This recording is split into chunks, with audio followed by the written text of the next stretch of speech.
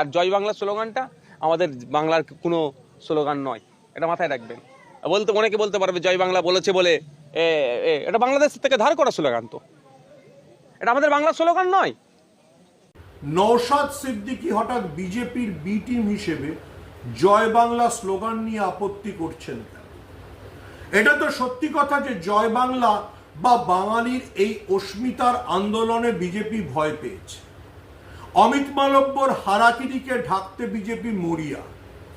সেই জন্যই নরেন্দ্র মোদীর ঘনিষ্ঠ শিল্পপতি গৌতম আদানি এসে পশ্চিমবঙ্গে বিনিয়োগের প্রতিশ্রুতি দিয়ে গিয়েছে।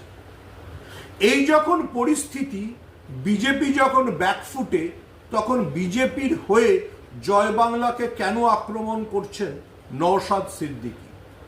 তাহলে কি নওশাদ সিদ্দিকী আসলে পশ্চিমবঙ্গে বিজেপির স্বার্থ সার্ভ করেন?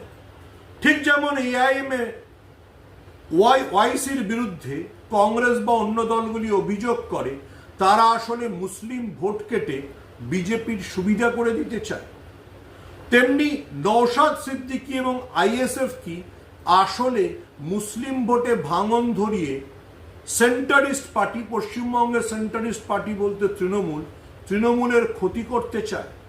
সেটাই নওশাদ সিদ্দিকীর এজেন্ডা, এবং নওশাদ সিদ্দিকী সেজন্যই বিজেপির সুরে কথা বলছেন।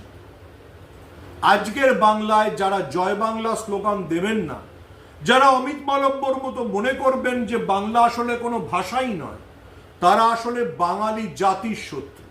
তিনি বামপন্থী হতে পারেন, তিনি নওশাদ সিদ্দিকী হতে পারেন, তিনি অধ্যাপক হতে পারেন, তিনি তাত্ত্বিক হতে পারেন।